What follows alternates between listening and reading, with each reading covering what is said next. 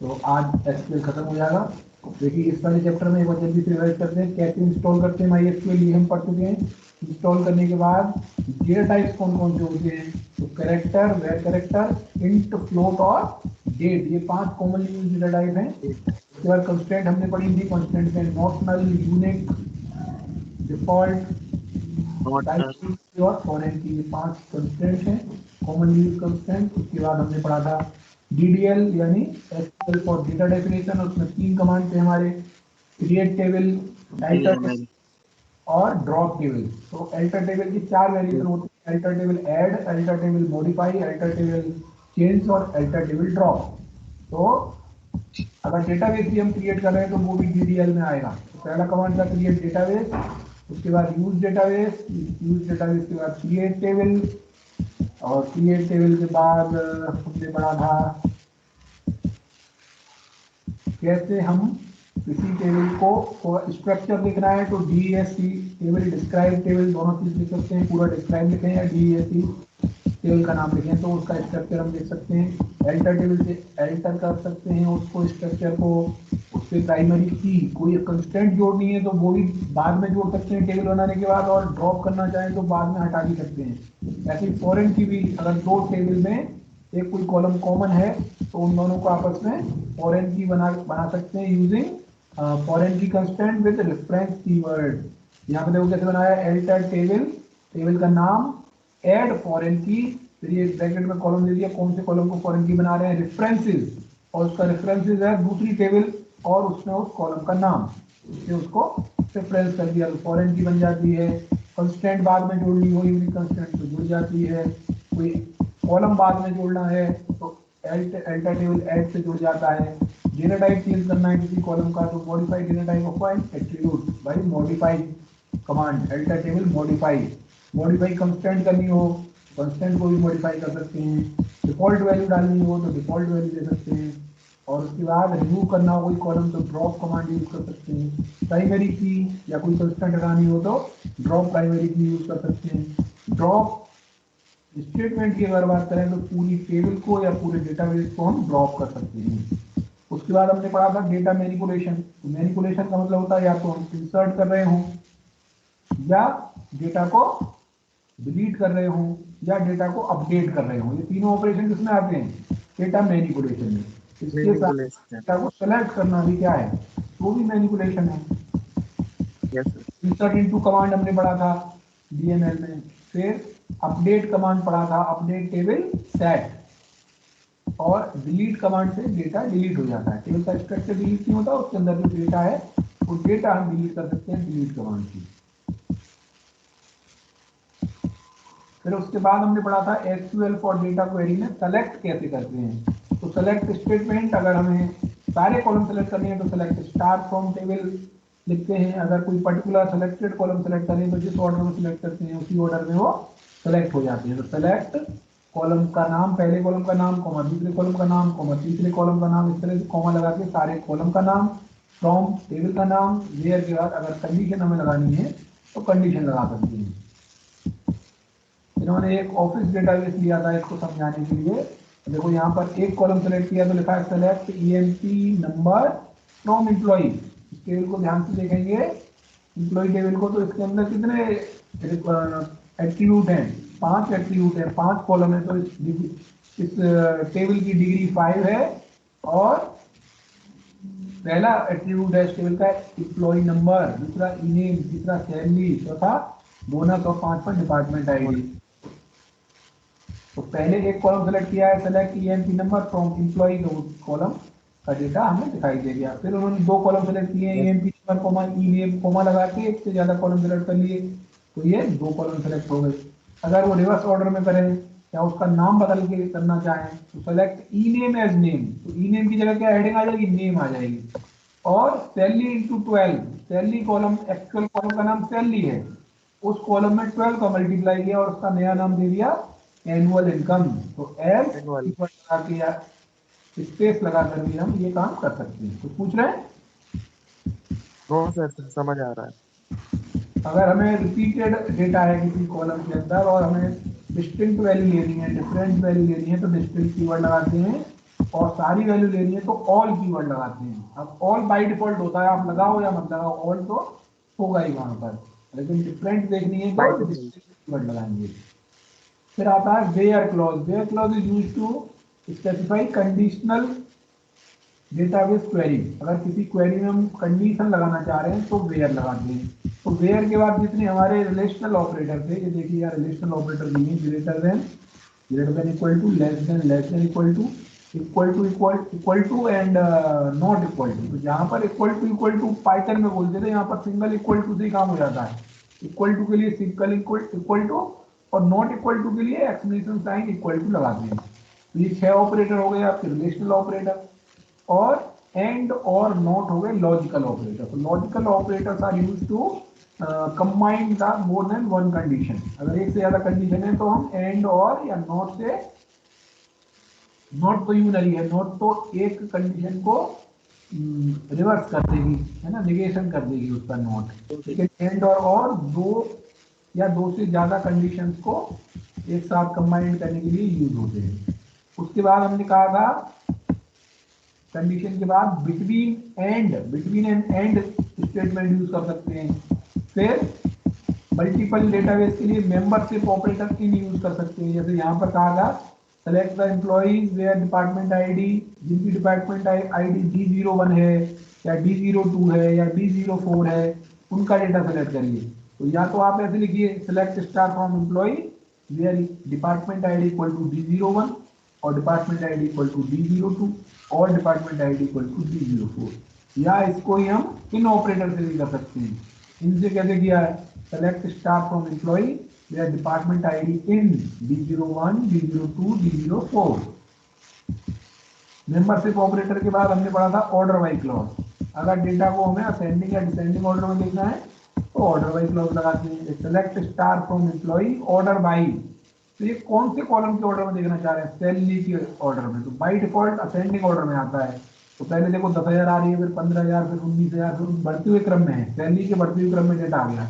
अगर आप घटते हुए क्रम में देखना चाह रहे हैं तो यहाँ लिख देंगे order by salary DESC, descending order में आ जाएगी। तो order by clause is use to arrange the data in ascending और डिसेंडिंग ऑर्डर। देखिए यहाँ पे डिसेंडिंग लगाया तो क्या लिख दिया है, सैलरी DESC।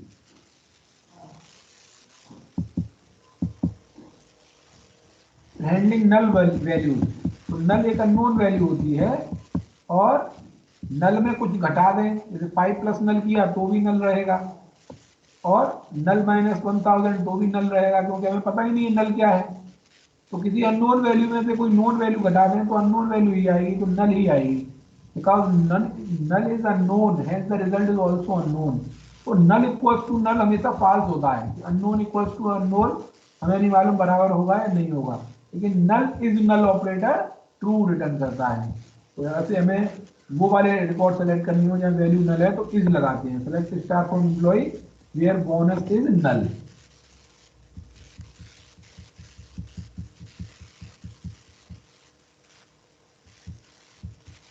सब स्ट्रिंग पैटर्न मैचिंग, इसके लिए लाइक ऑपरेटर था, और लाइक ऑपरेटर के साथ दो सिंबल थे, एक परसेंटेज और एक अंडरस्कोर। तो परसेंटेज यूज होता है एनी नंबर ऑफ अकरेंस के लिए, while underscore is used for exactly one occurrence. तो अगर इस तरह की क्वेरी आए कि उन एम्प्लॉइज का रिकॉर्ड निकालिए जिनका नाम के से शुरू होता है, तो के लिख देंगे, के बाद परसेंटेज लिख देंगे। परसेंटेज का मतलब क्या है, एनी नंबर ऑफ अकरेंस। अगर ऐसे एम्प्लॉइज का नाम निकालना है जिनका नाम ए से एंड होता हो तो परसेंटेज आगे लगा देंगे, क्योंकि परसेंटेज का मतलब क्या है, any number of occurrence of a character. कितने भी करेक्टर आगे आ सकते हैं लेकिन लास्ट में ए ही रहेगा। जबकि अंडर स्कोर का मतलब क्या है, एग्जैक्टली वन। तो अगर ऐसा लिखा हुआ है एग्जैक्टली 5 लेटर वाले नाम को निकालिए जिनके लास्ट में अन्य आता हो, तो अन्य अपने आप में 4 करेक्टर हैं, एक अंडर स्कोर लगा दिया तो 5 की तो लेंथ फिक्स हो गई यहाँ पर, और पीछे अन्य आएगा ही। तो इस तरह से ऐसे नाम सेलेक्ट हो जाएंगे जिनकी लेंथ 5 करेक्टर्स की होगी और पीछे अन्य आ रहा होगा। तो सान्य और तान्य दो रिकॉर्ड सेलेक्ट हो गए वहां पे। फिर इन्होंने कहा कि ऐसे एम्प्लॉय का रिकॉर्ड निकालिए जिनके नाम में ऐसी आता हो, तो ऐसी बीच में लिख दिया, आगे परसेंटेज पीछे परसेंटेज, यानी आगे भी कुछ आ सकता है पीछे भी कुछ आ सकता है, लेकिन ऐसी कहीं ना कहीं आ रहा होगा उसमें। तो ये हो गई हमारी क्वेरी वाला पार्ट। डेटा अपडेट करने के लिए अपडेट कमांड था, और इसी तरह से डिलीट करने के लिए डिलीट फ्रॉम टेबल का नाम, उसके बाद कंडीशन लगा देते हैं। डिलीट फ्रॉम टेबल लिख दिया तो पूरा डेटा डिलीट हो जाएगा। अगर वेयर के बाद कंडीशन लगाई तो वो कंडीशन सेटिस्फाई हो रहा होगा, वो वाला रिकॉर्ड डिलीट होगा। तो यहाँ तक हमारा हो गया था।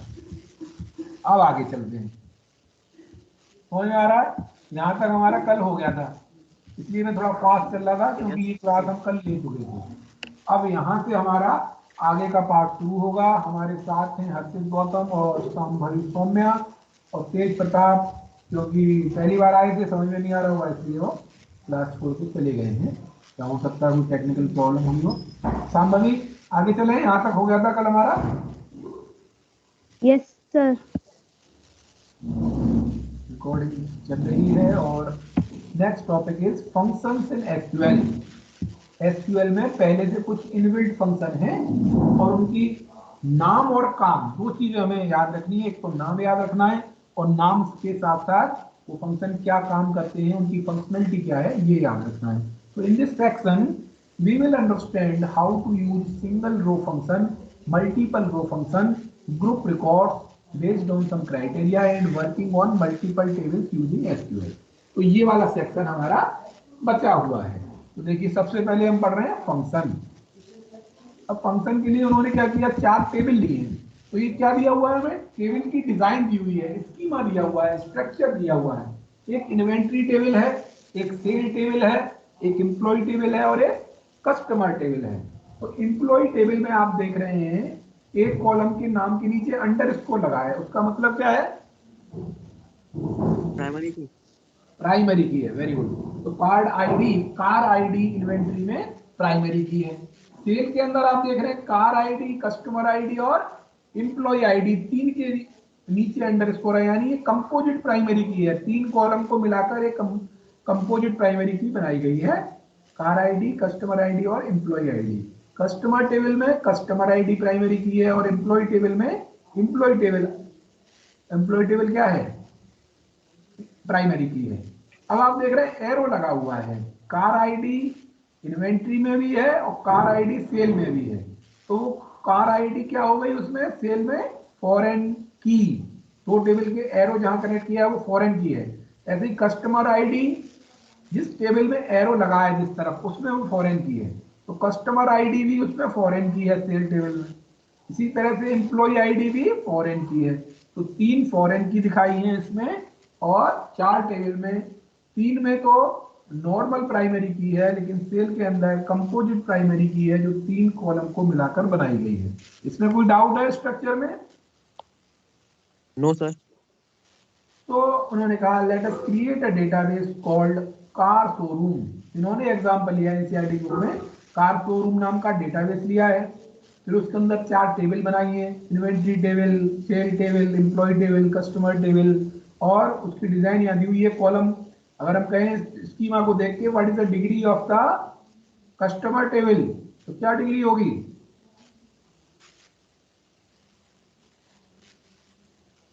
एक। कस्टमर टेबल की डिग्री कितनी होगी, तो एक की तो है।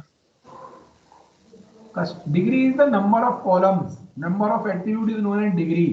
तो यहाँ पे कॉलम के नाम दिए हुए हैं, कितने कॉलम है, तो कस्टमर में कितने कॉलम है, 5। 5। तो degree of the customer is 5, degree of employ is 6, degree of sale is 7 and degree of inventory is 6। लेकिन हम क्या नहीं बता सकते, कार्डिनलिटी नहीं बता सकते, क्योंकि कार्डिनलिटी कब होती है, जब हम कोई डेटा इनपुट कर देते हैं। जितने रिकॉर्ड होते हैं, जितनी टपल होती है, जितनी रोज होती है किसी टेबल के अंदर, यानी जितना डेटा होता है एक्चुअल में, वो उसकी कार्डिनलिटी होती है। तो कार्डिनलिटी तो हम डेटा को देख के बता सकते हैं, ठीक है, तो डिग्री से बता सकते हैं स्कीमा को देखकर। ये हमारा हो गया था।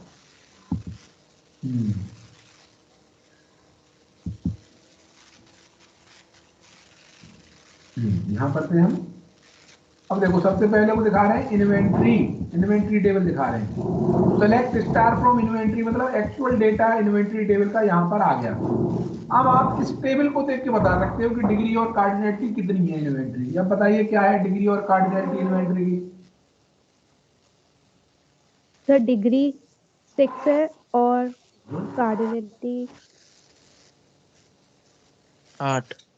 कार्डिनैलिटी 8 है। Very 8 good. है। तो 8 क्योंकि इसमें 6 कॉलम है इसलिए डिग्री 6 हो गई और रोज आपकी 8 है इसलिए कार्डिनैलिटी 8 हो गई। और कस्टमर टेबल की बताएंगे अर्षित डिग्री और कार्डिनैलिटी कितनी है।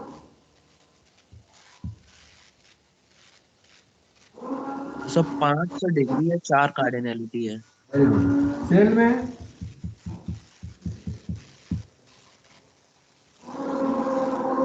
तो इसमें 7 डिग्री है और 6 कार्डिनलिटी है।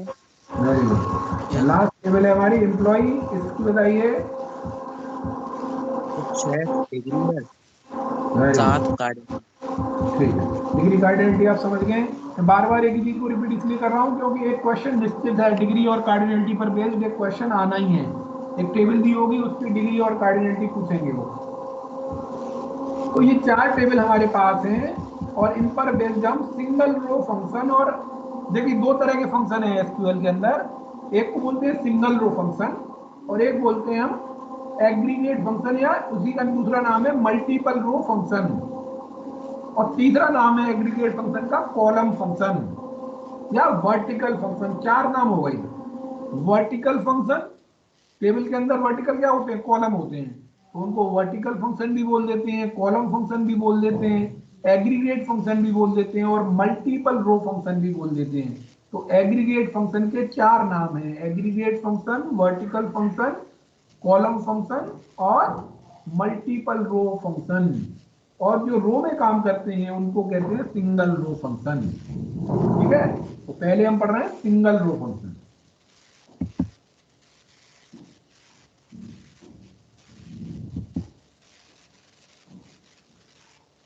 देखिए ये सिंगल रो फंक्शन की टेबल यहां दी हुई है।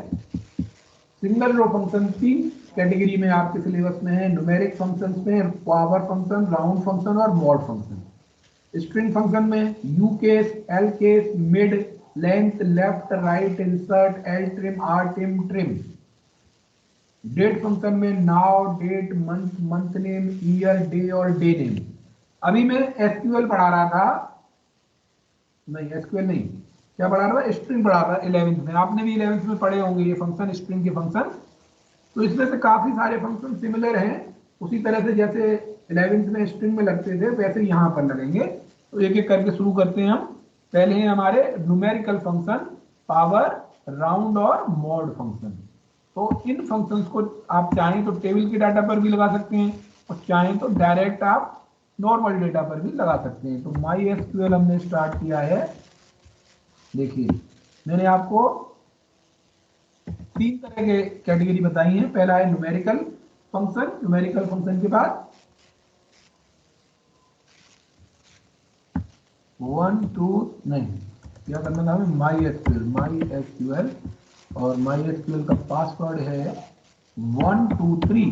तो 1 क्यों हो रहा है? ओके, मेरा जो ये माई एसक्यूएल का पासवर्ड कुछ नहीं केवल एंटर करना है मुझे।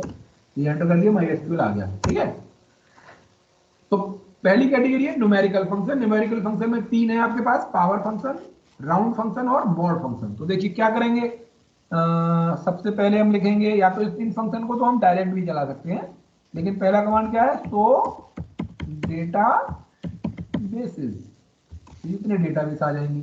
अब मान लो हमें यूज करना है यूज सांभवी, तो हम सांभवी डेटाबेस के अंदर चले जाएंगे। फिर यहाँ पे लिखेंगे सो टेबल्स, तो सांभवी डेटाबेस में जो टेबल होंगी वो आ जाएंगी। तो उन्होंने कहा कोई भी टेबल सांभवी डेटाबेस के अंदर नहीं है।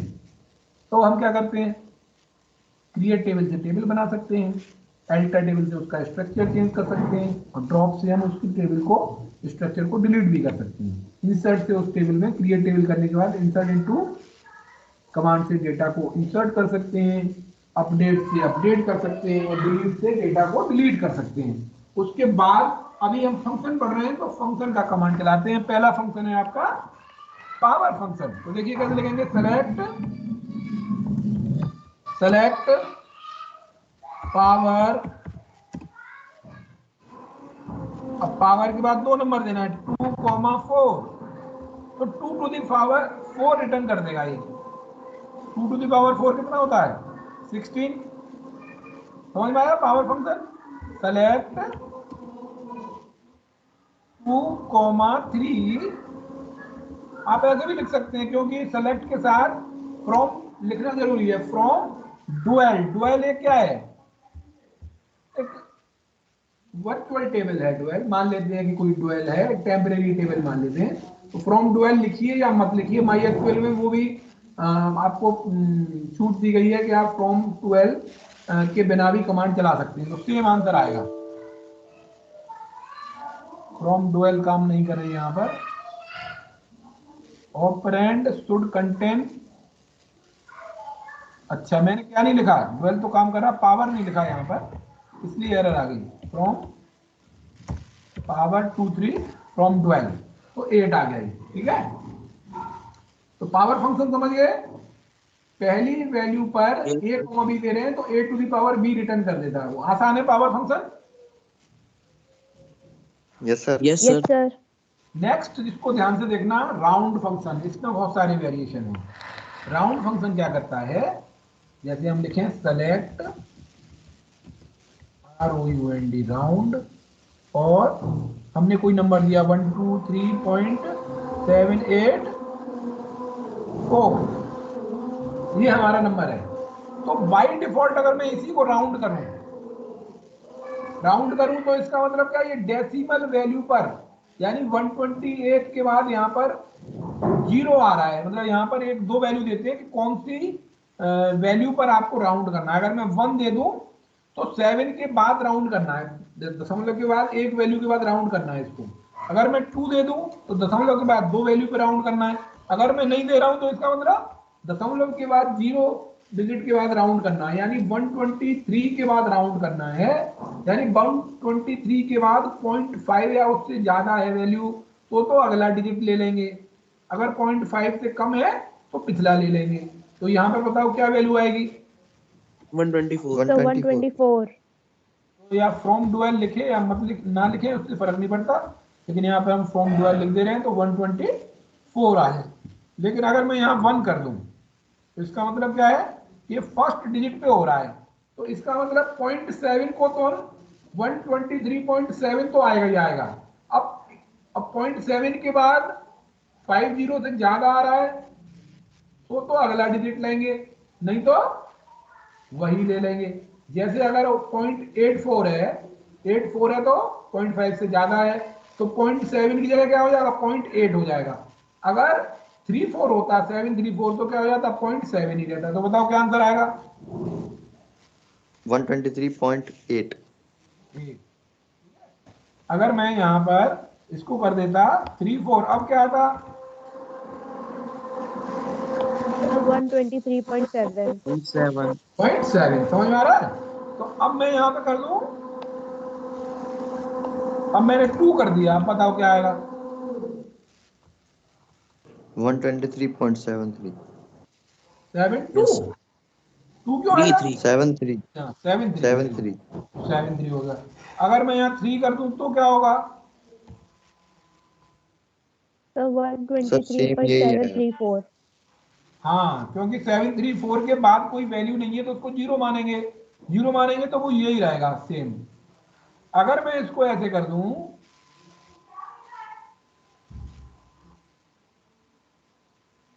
0 कर दूं तो क्या आएगा, 124। 124। अगर देखो 0 तो आ गया, इसका मतलब 123 पे हो रहा है। अब ध्यान से देखना, -1 कर दूं तो क्या होगा,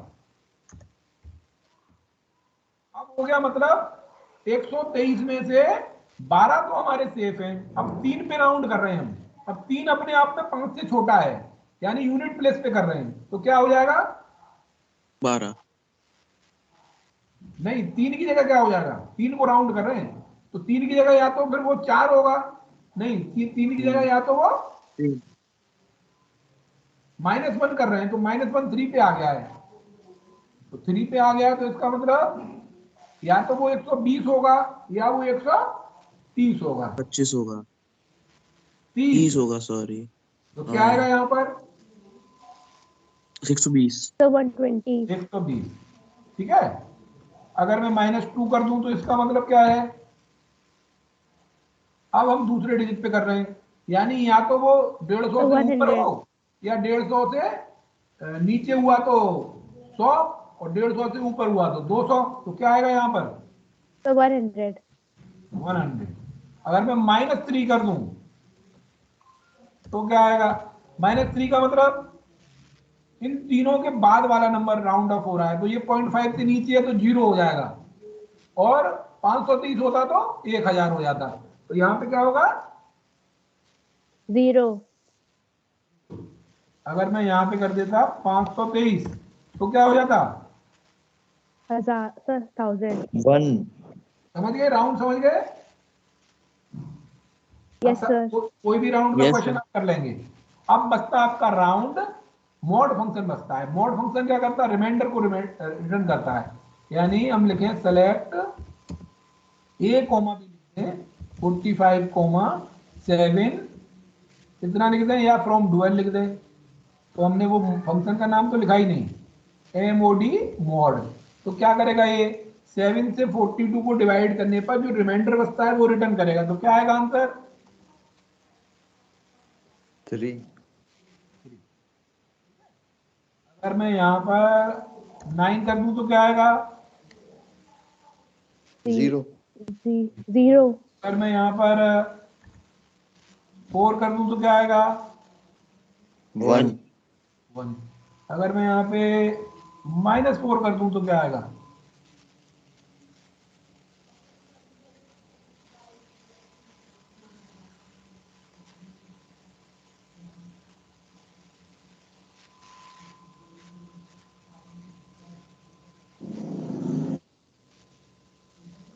माइनस को रहने दो, चलो करके, वैसे तो माइनस का वही आएगा, 1 ही आएगा, माइनस वाला छोड़िए। आप सीधे सीधे सोचते हैं, यहाँ पर हमने 11 कर दिया तो क्या आएगा?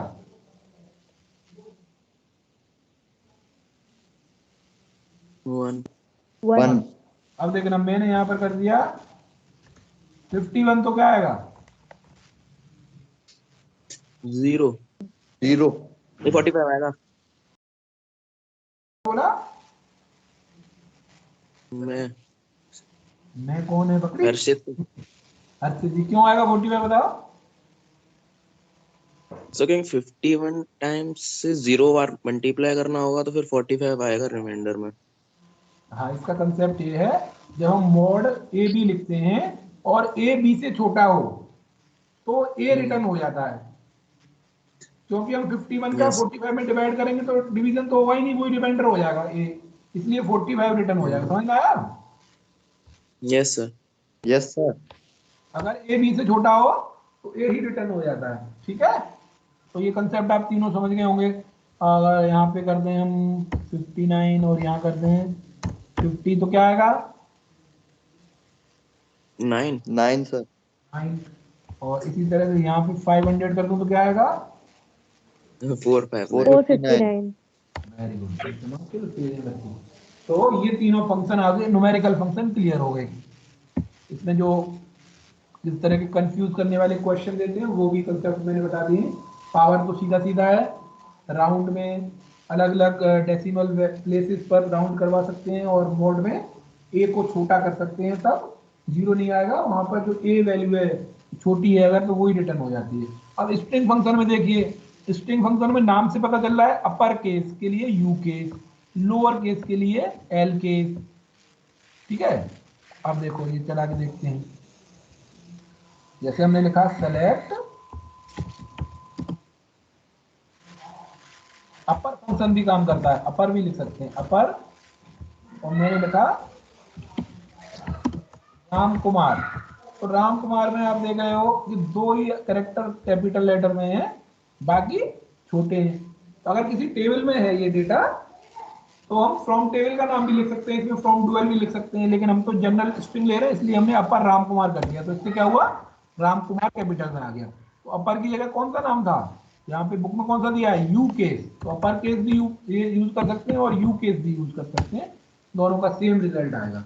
ऐसे ही हम राम कुमार पे यू केस की जगह लोअर केस में करने के लिए क्या कर सकते हैं, एल केस, तो सब स्मॉल में हो जाएगा। और एल केस की जगह दूसरा नाम क्या हो सकता है, लोअर, तो इससे भी आपका लोअर केस में हो जाएगा। अगर आप देख रहे हैं जैसे आपने लिखा, कमांड लिखा था सबसे पहले शो डेटाबेसेस और संभावित सेट कार शोरूम, तो लिखते हैं यूज कार को कार शोरूम।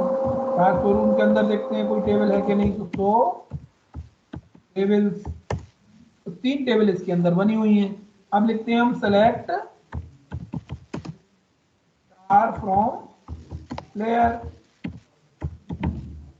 ये टेबल हमारी बनी हुई है। अब हम देख रहे हैं कि प्लेयर का नाम स्मॉल केस लेटर में लिखा हुआ है, तो यहां पर भी हम इसको लगा सकते हैं, सेलेक्ट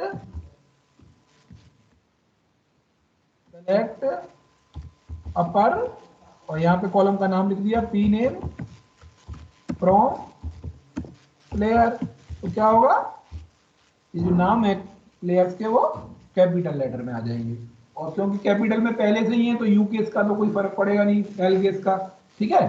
तो पहले दो फंक्शन हो गए आपके यू केस और एल केस। फिर आता है आपका मिड लेंथ। लेंथ तो आप कर ही लोगे, देखो लेंथ से क्या होगा, लेंथ आ जाएगी। लेंथ जैसे आप इसी की जगह लिख दें पी नेम की लेंथ निकालें, तो हर एक कॉलम में LENGTH हर प्लेयर के नाम की लेंथ आ जाएगी। तो विराट कोहली 11 अक्षर का है, अमर रिया सिया 4 अक्षर के हैं, तो लेंथ से लेंथ हो जाएगा। अब मिड का निकालना है, मिड से नाम से हमें पता चल रहा है मिड क्या कर रहा है, एक दी हुई स्ट्रिंग के मिड में से छोटी स्ट्रिंग निकालने के लिए मिड फंक्शन यूज होता है। और लेफ्ट से और राइट से क्या होता है, लेफ्ट से क्या होता है, लेफ्ट साइड की स्ट्रिंग आ जाती है, और राइट से राइट साइड की सब स्ट्रिंग निकल आती है। देखो लेफ्ट और राइट बताऊं पहले आपको, ये माई, चलो ये मिड ही कर लेते हैं। हमने लिखा सेलेक्ट मिड, यहां पर आपने स्ट्रिंग दे दी, कौन सी स्ट्रिंग दे दी, या तो कोई स्ट्रिंग दे दीजिए या आप पी नेम दे दीजिए, ठीक है।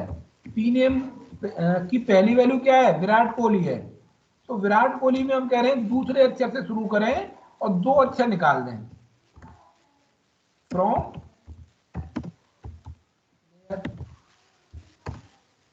क्या हुआ, अगर आपको मैं टेबल दिखाऊं, select P name from player, तो एक्चुअल नाम क्या थे उनके, सेमीकोलन, एक्चुअल नाम थे विराट कोहली। अब देखो विराट में से हमने क्या निकाला था, मिड, दूसरी पोजीशन से, दूसरी पोजीशन कौन सी है, यहाँ पे इंडेक्सिंग 0 से शुरू नहीं होती, MySQL में 1 से शुरू होती है, तो दूसरे नंबर पे क्या था, एक पे था वी और 2 पे था विराट, आई था, तो आई से 2 निकाले, IRMAIY, तो ये दो अक्षर निकाल दिए। यहाँ हम ऐसे ही लिखें, टेबल का यूज ना करें तो लिखेंगे सेलेक्ट मिड, और यहाँ पे टेबल दे दिया हिंदुस्तान, कोई स्ट्रिंग है हिंदुस्तान, उसमें से 3,5 ऐसे दे दिया, यानी तीसरी पोजीशन से 5 कैरेक्टर निकाल दिए जाएं। तो तीसरी पोजीशन कौन सी है इसमें बताओ, N 5 निकालने, NDUST आ जाएगा, समझ में आया, क्या गलती कर दी मैंने,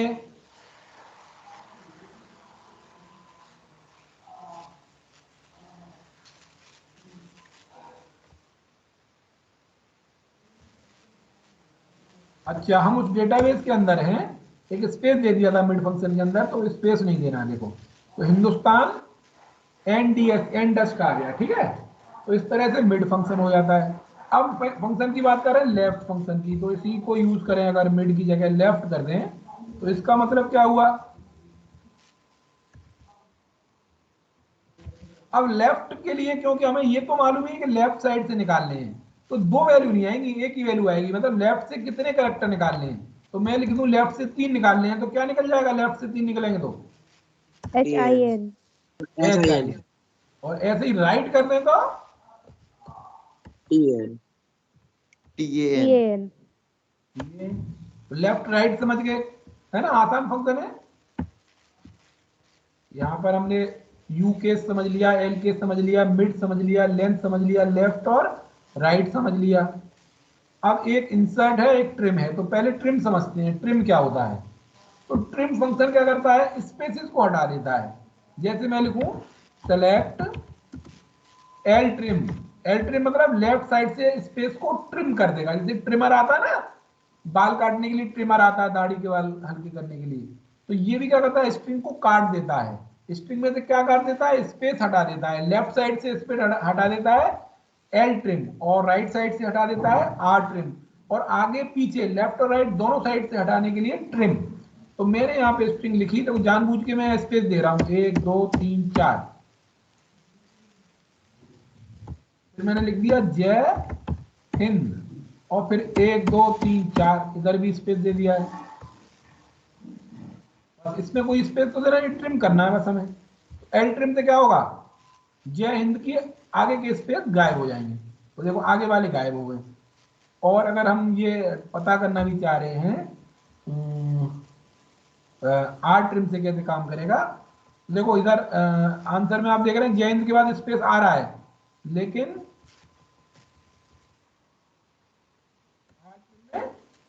इस तरह से आएगा। देखो जय हिंद यहाँ पे आया, आगे के स्पेस आ रहे हैं, पीछे के नहीं आ रहे। अगर हम ट्रिम कर दें तो दोनों साइड के हट जाएंगे, केवल ट्रिम करेंगे तो। अब इसमें ये भी लगाना चाह रहे हैं हम, दो फंक्शन लगाना चाह रहे हैं। देखो पहले तो मैंने फंक्शन लगाया इस पे LENGTH, लेंथ फंक्शन लगाया कि इसकी लेंथ कितनी है।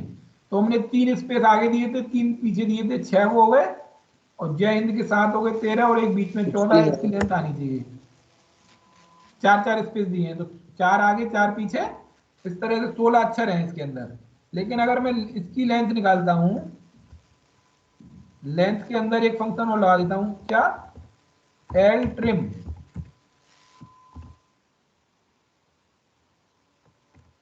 देखो पहले इसको एल ट्रिम करे, इस स्ट्रिंग को, फिर जो आंसर आए फिर उसकी लेंथ निकाले। तो एल ट्रिम हो गई तो कितनी हो जानी चाहिए? 12। 12। क्या गलती पर हुई है? एक साइड पे एक ब्रैकेट ब्रैकेट ज्यादा लगा रखा है एल ट्रिम के आगे वाला। हाँ, हो गई 12। ऐसे ही अगर यहाँ से एक स्पेस हटा दिया मैंने पीछे से, अब यह पीछे 3 है, इसकी लेंथ भी कितनी रह गई है? अब 15 रह गई है। एक 11। बार देख लेते हैं लेंथ कैसे 15 रह गई है। पीछे 2 रह गए। लेंथ 15 है, यानी आगे 4 स्पेस है, पीछे 3 स्पेस है। तो मैं यहाँ पर अब एल ट्रिम की जगह क्या कर रहा हूँ? चला के देखते हैं 12 है, अभी स्पेस हटानी है, एक स्पेस यहाँ से कम कर दिया मैंने, और यहाँ आर ट्रिम कर दिया। तो आर ट्रिम से कितनी आनी चाहिए लेंथ? पहले आर ट्रिम से रह जाएगा, पीछे वाले स्पेस हटाएंगे, तो पीछे वाले हटाएंगे तो 8 12 ही आएगी। 12 ही आएगी। हाँ चलो 12 आ गई, लेकिन अगर हम दोनों को हटा दें, ट्रिम कर दें, तो कितनी रह जाएगी? 8। 8। 8। समझ गए ट्रिम? तो yes sir. Yes, are sir. Trim, L trim और ट्रिम, ये आपके सारे फंक्शन हो गए। ट्रिम देखो नीचे से देखते हैं, ट्रिम हो गया, आर ट्रिम हो गया, एल ट्रिम हो गया, right left length mid you के एल के सारे हो गए, बस इंसर्ट रह गया है। तो देखते हैं इंसर्ट में वो क्या कर रहे हैं। इंसर्ट के अंदर किसी बड़ी स्ट्रिंग में छोटी स्ट्रिंग इंसर्ट हो रही होगी।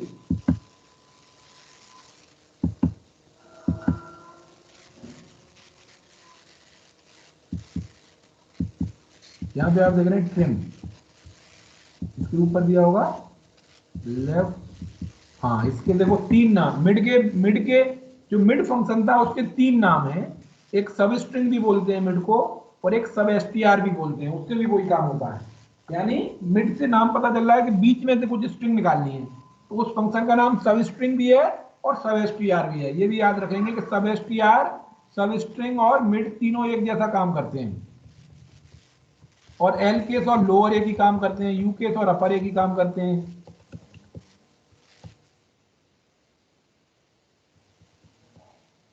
हाँ फिर जो हम दूसरा फंक्शन देख रहे थे, इसका नाम था इंसर्ट, उसका एक्चुअल नेम क्या है? इन एसटीआर।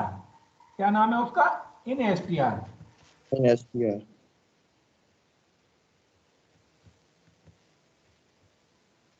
इन एसटीआर का तो मुझे पता था, यहाँ इंसर्ट लिख दिया था इसलिए।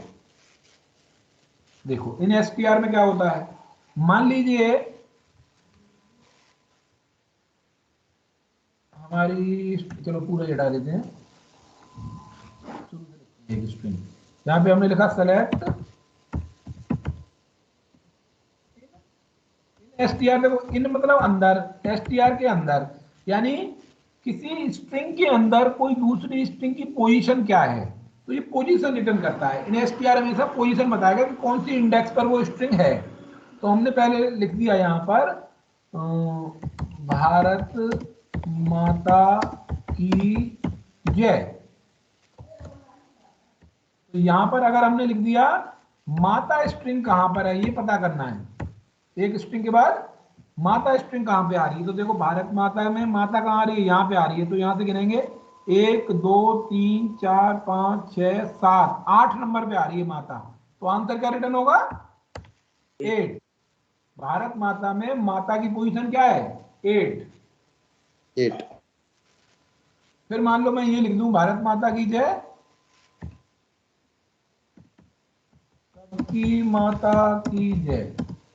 अब ये है, अब इसमें माता 2 बार आ रहा है, भारत माता आ रही है और सबकी माता आ रही है। तो इसमें भी माता की पोजीशन देखेंगे तो वो क्या आएगी, पहली अकरेंस को देखेगा तो 8 ही आएगी। लेकिन अगर हम यो लिख दें यहाँ पर, बाय डिफॉल्ट फर्स्ट अकरेंस होती है, 2 लिख दें कि दूसरी माता कब आती है, अच्छा ये इसमें काम नहीं करता।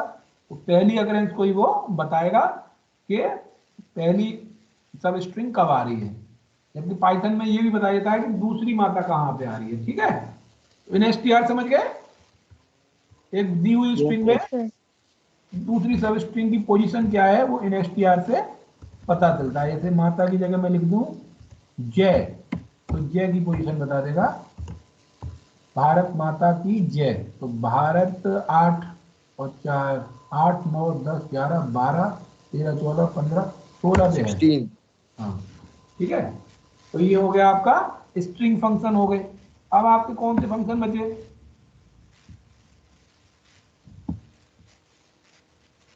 सर ये हमें सेकंड अकरेंस नहीं देगा, फर्स्ट अकरेंस ही देगा। हाँ देखिए एनएसटीआर को एक बार देख लेते हैं कहाँ गया एनएसटीआर। तो एनएसटीआर का एग्जांपल इन्होंने दिया है सिलेक्ट इंफॉर्मेटिक्स, इंफॉर्मेटिक्स में माँ कहाँ आ रही है, तो 1 2 3 4 5 6 पे आ रही है ना, 6 नंबर पे। तो आंसर क्या आ गया इंफॉर्मेटिक्स प्रैक्टिसेस में, आउटपुट इज 6। तो ये हो गए आपके कौन से फंक्शन हो गए, स्ट्रिंग फंक्शन। एक और फंक्शन बचे हैं जिनका नाम है डेट फंक्शन। डेट फंक्शन में पहला फंक्शन है नाउ, दूसरा है डेट, तीसरा है मंथ, चौथा है मंथ नेम, फिर ईयर डे और डे नेम। तो नाउ से क्या होगा, सिस्टम में जो आपकी डेट आ रही होगी, सेलेक्ट डेट टाइम सब कुछ आएगा, सेलेक्ट नाउ। देखो पहले डेट आ गई और टाइम, कौन सी डेट और टाइम आएगी, जो आपके कंप्यूटर में है। अगर आपके कंप्यूटर में गलत टाइम है, बैटरी सही काम नहीं कर रही है, तो उस डेट और टाइम को दिखाएगा वो। अगर सही काम कर रही है तो सही डेट और टाइम को दिखा देगा। तो नाउ हो गया। और दूसरा है सेलेक्ट डेट। अब डेट फंक्शन नहीं काम करेगा आपका, डेट ऐसे डेट लिख सकते हैं, फ्रॉम डुअल भी लिख सकते हैं, फ्रॉम डुअल लगाओ या मत लगाओ, ये हो सकता काम ना करे, क्योंकि डेट की जगह कौन सा फंक्शन है, कर डेट, करंट डेट, CUR कर डेट। तो ये करंट डेट आ गई, आज की डेट आ गई। ठीक है, तो आपने देखा now function, date function, then month function. तो इस डेट का जो मंथ है, मंथ कौन सा है, सेलेक्ट मंथ, MONTH मंथ, और मंथ के बाद हमने लिख दिया कर डेट। डेट इससे आएगी और फिर करंट डेट का मंथ आ जाएगा। मंथ कौन सा चल रहा है, मंथ नंबर 1 चल रहा है, January. तो 1 आ गया। 1. अगर हम डायरेक्ट लिख दें मंथ, तो मंथ डायरेक्ट नहीं चलेगा, मंथ के बाद आपको डेट देनी पड़ेगी। तो या तो आप ऐसे लिखो सेलेक्ट मंथ और यहाँ पे डेट लिख दो 1995, 1 2 कॉमा 23। डेट कैसे लिखते हैं MySQL में? तो year Y month Y Y फिर वाई डेट। MM DD। तो यहाँ पे MM क्या है? MM12 है। 24 आएगा है ना, 12 है मंथ, तो ये 12 रिटर्न कर दिया उसने। फिर नेक्स्ट है मंथ नेम। यहाँ पे अगर मंथ नेम लिख देंगे तो क्या आ जाएगा? दिसंबर। दिसंबर। इतने आसान तो फंक्शन है, देखो नाम से ही काम का पता चल रहा है। तो आपका डेट हो गया, मंथ हो गया, मंथ नेम हो गया, ईयर हो गया। अब इस पे ईयर लगा देंगे तो क्या आएगा? इसी पर ईयर लगा देंगे तो 1995 आ जाएगा। हम लिख दूं, मैं लिख दूं ईयर के अंदर कर डेट, तो कर डेट से भी, कर डेट से क्या आएगा बताओ? तो 2022। हाँ 2022। तो इस तरह से ईयर निकाल सकते हैं। ईयर के बाद क्या है? डे नेम होगा, डे और डे नेम। तो इसमें से डे निकालें, डेट में से इसकी जगह यहाँ पे डे लिख दें, तो डे क्या आएगा? करंट डेट में डे क्या आएगा? 19। वेडनेसडे। अगर मैं डे नेम लिख दूं तो आज के दिन का नाम क्या है? तो वो नाम आ जाएगा, आज वेडनेसडे है। ठीक है, यस सर। तो ये आपके हो गए डेट फंक्शन।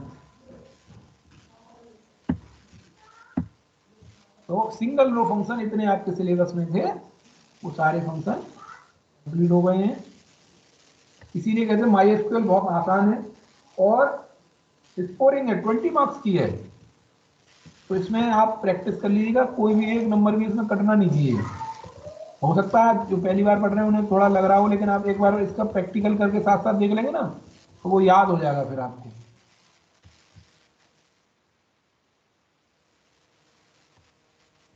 हाँ ये हो गया आपका, देखो। अच्छा, डेट फंक्शन भी चल रहा है, लेकिन डेट के अंदर हमें देना पड़ता है डेट कौन सा। जैसे हमने लिखा सेलेक्ट डेट। अब डेट के अंदर हमें उसमें से डेट निकालनी पड़ेगी। नाउ में डेट और टाइम दोनों आ रहे हैं, तो वो तो डेट और टाइम में से डेट को निकाल के हमें बता देगा डेट फंक्शन। ठीक है, yes sir. Yes yes sir. Sir.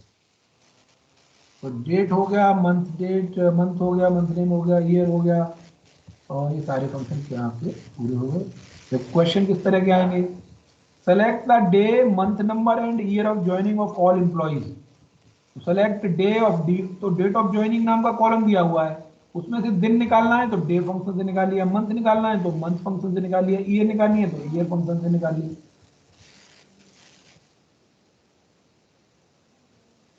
अगर किसी तरह की क्वेरी ये आती है, if the date of joining is not a Sunday then display it in the following format: Wednesday, 26 November 1979। तो कैसे किया? Select day name from DOJ, day from DOJ, month name from DOJ, year from DOJ. तो पहले इन्होंने Wednesday लिखा है, तो वो क्या है? डे का नाम है, डे नेम फंक्शन से आ जाएगी। फिर नंबर है दिन का, तो ये डे फंक्शन से आ जाएगा। फिर मंथ है तो मंथ नेम फंक्शन से आ जाएगा, और ईयर, ईयर नेम, ईयर से ही आ जाएगा, है ना। तो वही चारों फंक्शन लगा के इन्होंने कंडीशन लगा दी है, not equal to where day name of DOJ not equal to Sunday. इस तरह से क्वेरी इन्होंने डिस्प्ले कर दी है। एग्रीगेट फंक्शन, इन एग्रीगेट फंक्शन के चार नाम हैं। ये तो हो गए आपके सिंगल रो फंक्शन। अब आ गए ये मल्टीपल रो फंक्शन, या एग्रीगेट फंक्शन, या वर्टिकल फंक्शन, या कॉलम फंक्शन। चार नाम कौन कौन से हैं? Aggregate function, vertical function, column function, या मल्टीपल रो फंक्शन। तो ये पूछ लिया है कि डिफरेंस क्या है दोनों तरह के फंक्शंस की। तो डिफरेंस तो नाम और काम से ही पता चल रहा है कि सिंगल रो होगा वो एक रो पर अप्लाई होगा, एग्रीगेट होगा तो वो मल्टीपल रोज पर अप्लाई होगा। इट रिटर्न्स वन रिजल्ट पर रो, ये एक रो पर एक रिजल्ट देते हैं। ये it returns one result for a group of rows, ये मल्टीपल रोज पर एक रिजल्ट देते हैं। It can be used in select, where and order by clause. और ये जो फंक्शन है एग्रीगेट फंक्शन वो किसके साथ लगेंगे? केवल सेलेक्ट के साथ, वेयर के साथ नहीं लगते। फिर मैथ, साइंस और date function are example of single row function, जबकि maximum, minimum, average, sum, count and count star are example of multiple row function. देखो सारे उन्होंने बता भी दिए, तो ध्यान से सुनिएगा। 6 फंक्शन है जिनको हम एग्रीगेट फंक्शन बोलते हैं, यानी वो वर्टिकली लगते हैं किसी टेबल पर। जैसे हमने किसी एम्प्लॉय टेबल में सैलरी दी हुई है, तो पूरी कंपनी की यानी सारे एम्प्लॉयज की कितनी सैलरी बढ़ गई, तो सम निकालने के लिए या मैक्सिमम सैलरी निकालने के लिए या मिनिमम सैलरी निकालने के लिए या मैक्सिमम मिनिमम एवरेज सैलरी निकालने के लिए या टोटल कितने रिकॉर्ड हैं किसी टेबल में वो निकालने के लिए, ये 5 फंक्शन है और एक उसका वेरिएशन है, टोटल 6 हैं। मैक्सिमम, मिनिमम, सम, एवरेज, काउंट और काउंट स्टार। तो 6 फंक्शन कौन कौन से हैं, कौन बताएगा? मैक्स, मिन, average, sum, count, count star. हाँ, मैक्स, मिन, एवरेज, सम, काउंट और काउंट स्टार, इन 6 फंक्शन को बोलते हैं aggregate function. Aggregate multiple row function. अभिषेक, हर्षित और शांभवी जुड़े हुए हैं और हम जा रहे हैं MySQL का प्रैक्टिकल करने। ये आ गया MySQL, तो देखते हैं सेलेक्ट स्टार वाला कमांड देखते हैं, टेबल का डेटा एक्चुअल में है क्या वहां पर, ये देखने के लिए हम पहले कमांड पे जा रहे हैं, सेलेक्ट स्टार फ्रॉम प्लेयर, और ये टेबल है नहीं, रीनेम नहीं करना हमें, क्या करना है, पूरी टेबल देखनी है। सेलेक्ट स्टार फ्रॉम प्लेयर, ये टेबल हमारे पास है। अब आप इसमें देख रहे हैं पीआईडी देख रहे हैं, इसमें कोई ऐसी चीज नहीं है अभी जिसकी हम टोटल या मैक्सिमम मिनिमम निकाल सकते हैं। जैसे हम पीआईडी पर मिनिमम पीआईडी कौन सी है ये निकालना चाह रहे हैं, तो लिखेंगे सेलेक्ट। अच्छा एक चीज देखो, इस टेबल में आप देख रहे हो तो जो सिंगल रो फंक्शन थे वो रो वाइज लगते थे, और वर्टिकल जैसे मिनिमम निकाल रहे हैं तो हम वर्टिकली काम करेंगे इन चारों कॉलम में। देखो वर्टिकल देख रहा है ना, कर्सर दिखाई दे रहा है मेरा, इन चारों वैल्यूज में पीआईडी कॉलम में देख रहे हैं, एक कॉलम में देख रहे हैं हम, तो कॉलम फंक्शन भी बोलते हैं, या वर्टिकली देख रहे हैं तो वर्टिकल फंक्शन भी बोलते हैं, या इन सबको मिला के एग्रीगेट फॉर्म में देख रहे हैं तो एग्रीगेट फंक्शन भी बोल देते हैं, और मल्टीपल रोज एक साथ देख रहे हैं मल्टीपल रोज में तो मल्टीपल रो फंक्शन भी बोल देते हैं। तो इन चारों में मिनिमम पीआईडी कौन सी है ये देख रहे हैं तो minimum function, select minimum PID from player, तो सबसे छोटी पीआईडी होगी वो आ जाएगी, 1 2 3 4 सबसे छोटी है। इसी तरह से मिन की जगह क्या हो जाएगा दूसरा, मैक्सिमम, तो मैक्स पीआईडी, तो सबसे बड़ी पीआईडी आ जाएगी, 1 2 7 4 सबसे बड़ी है। अगर हम निकालना सम सबका तो चारों पीआईडी का सम आ जाएगा, चारों पीआईडी का सम वैसे हम देखें तो कितना आएगा, 4-5 हजार के आसपास आएगा। सेलेक्ट सम ऑफ, नहीं सम फंक्शन है तो पहले लिखेंगे सम पीआईडी फ्रॉम टेबल का नाम, 5,000 से कम आया है ना, 5,000 से कम आया तो ये सम हो गया, और 3 लगा दिए मैक्सिमम मिनिमम और सम लगा दिए। अब एवरेज भी लगा सकते हैं, एवरेज पीआईडी क्या है, select AVG of PID, average तो वो आएगी 1 to 5 के आसपास ही आएगी, सेमीकोलन लगा दिया तो यह है 1249.25 एवरेज आ गया। तो 4 फंक्शन हमारे हो गए, कौन कौन से, मिनिमम, मैक्सिमम, एवरेज और सम। तो आसान फंक्शन है। अब देखो इसमें अगर नया डेटा इंसर्ट करना है हमें, इंसर्ट इनटू प्लेयर वैल्यूज, तो देखेंगे पहली वैल्यू किस तरह की है, न्यूमेरिकल है, तो 1 2 5 8 ये पीआईडी दे दी, फिर नाम दे दिया मान लो रोहित, प्लेयर हो गया, फिर उसका गेम हमको मालूम, मान लीजिए पता नहीं है हमें गेम, तो हमने उसको नल दे दिया, फिर इसको भी नल दे दिया, ठीक है। और देखा टेबल की स्थिति क्या हो गई अभी,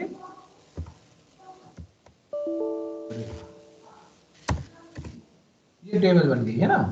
तो काउंट के लिए मैंने इसको लगाया, अगर मैं लिखूं कि कितने तरह के गेम हैं गेम तो फिर क्रिकेट क्रिकेट दिख रहा है, या हम कहें कितनी डीओवी है इसके अंदर, तो क्या आएगा यहाँ पर नॉट नल वैल्यूज को काउंट फंक्शन कैलकुलेट करता है। तो अगर मैं लिखूं select count P game column में कितने रिकॉर्ड हैं जो नॉट नल हैं फ्रॉम प्लेयर, तो क्या रिटर्न करेगा 4, एक नल है इसलिए 4 करेगा। ठीक है, अगर मैं यहाँ पे लिख दूं काउंट स्टार, इसका मतलब किसी टेबल में कितनी रो है टोटल वो रिटर्न करेगा। तो काउंट स्टार में नल को भी काउंट कर लेता है, तो यहाँ पर कितना आएगा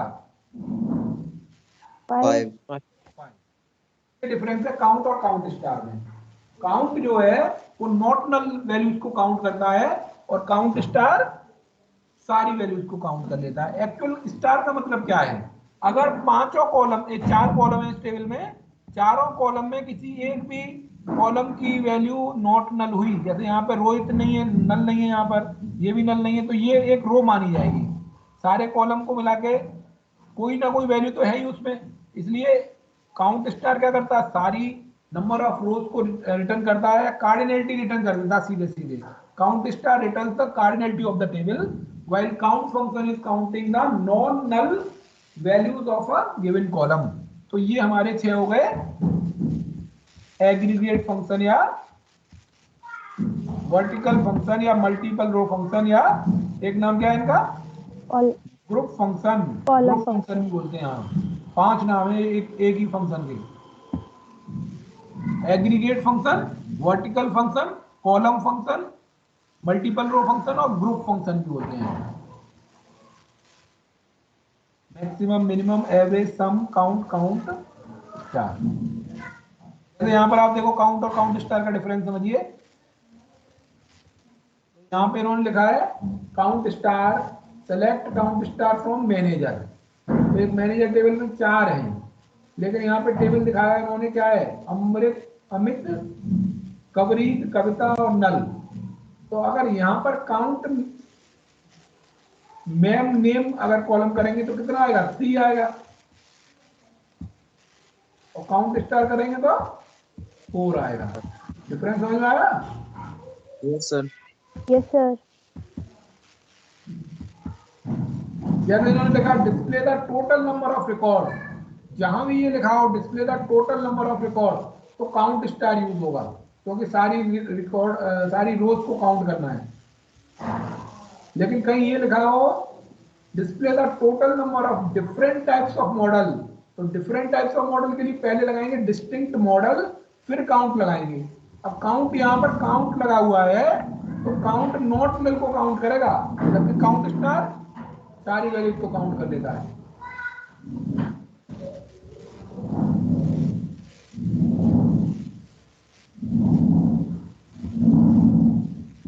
next is group by clause. एक वेयर क्लॉज था, अब ग्रुप बाय क्लॉज है। तो इसको देखिए ध्यान से, ग्रुप बाय क्लॉज क्या कहता है, at times we need to fetch a record of rows on the basis of the common values in a column.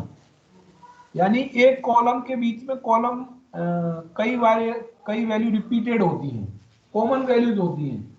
जैसे हम कहें किसी एम्प्लॉय टेबल में एक डिपार्टमेंट आईडी है, डिपार्टमेंट आईडी बहुत सारे एम्प्लॉय की मान लो D01 है, बहुत सारे वैल्यूज की D02 है, बहुत सारी वैल्यूज की D03 है।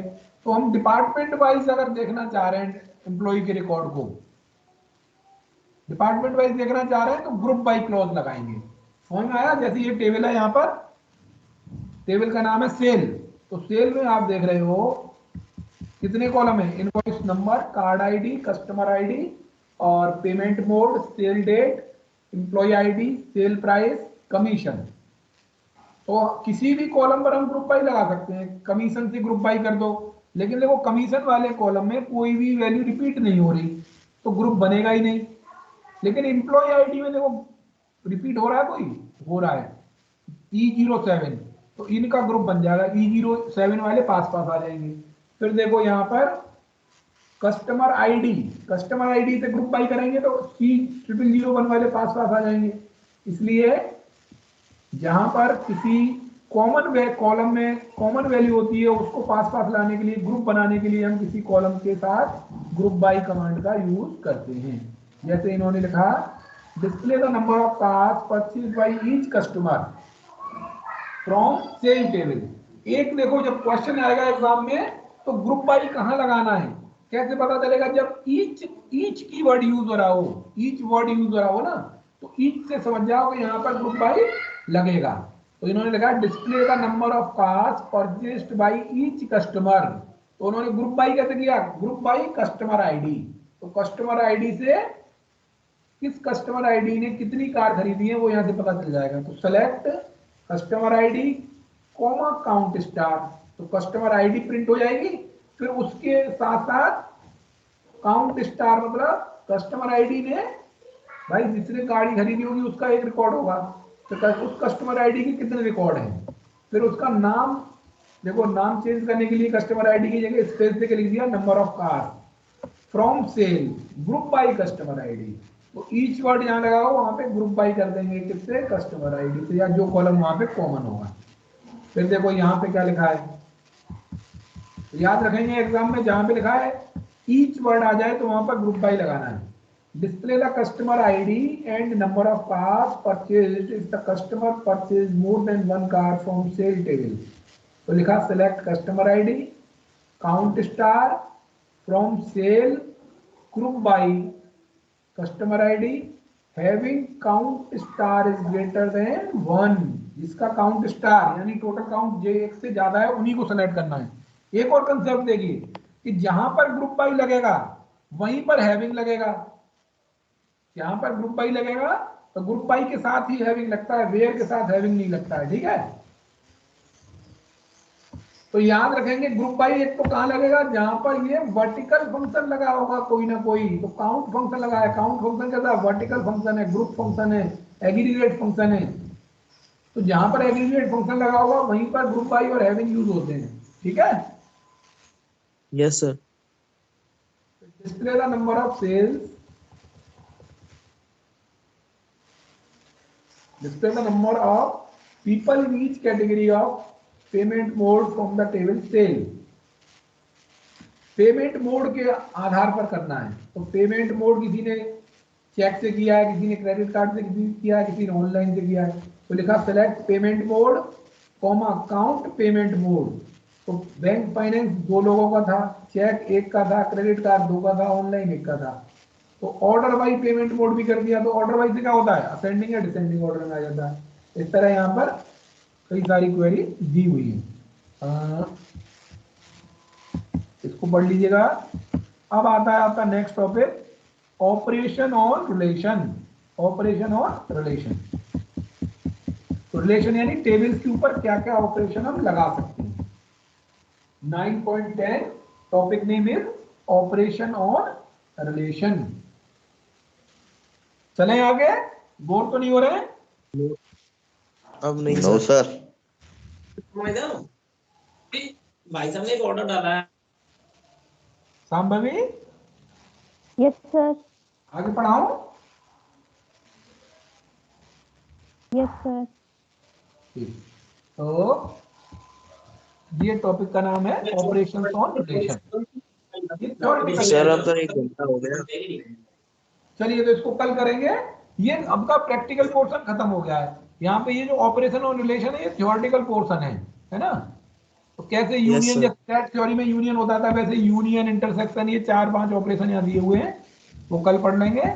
और देखो ऑपरेशन के बाद क्या बचेगा आपका? माइनस प्लस, जैसे सेट में माइनस करते थे ना ए माइनस बी, कार्टेशियन प्रोडक्ट, और कार्टेशियन प्रोडक्ट के बाद मोर देन वन टेबल पर कैसे हम डेटा निकालते हैं, ये वाला टॉपिक रह जाएगा। तो वैसे भी बड़ा ड्रिल लगती। कल ये आपका माई एसक्यूएल खत्म हो जाएगा, तो कल आप एब्सेंट नहीं होना, ध्यान से इस क्लास को ज्वाइन करिएगा, ठीक है। तो 2-3 Yes, बची operation on relation and operation on more than one table. इसको पढ़ लीजिएगा चैप्टर को, कोई डाउट हो तो पूछ लीजिएगा, ठीक है। ये क्लास की रिकॉर्डिंग में अभी आज आपका भी मैंने 11 के तो बना दिए हैं, आईपी और सीएस के, आपका भी यूट्यूब चैनल पे रिकॉर्डिंग डाल देता हूँ सारी, जो बच्चे नहीं देख पाए वो वहां से देख लेंगे। तो यहाँ से किया मैंने स्टॉप रिकॉर्डिंग और आपकी अटेंडेंस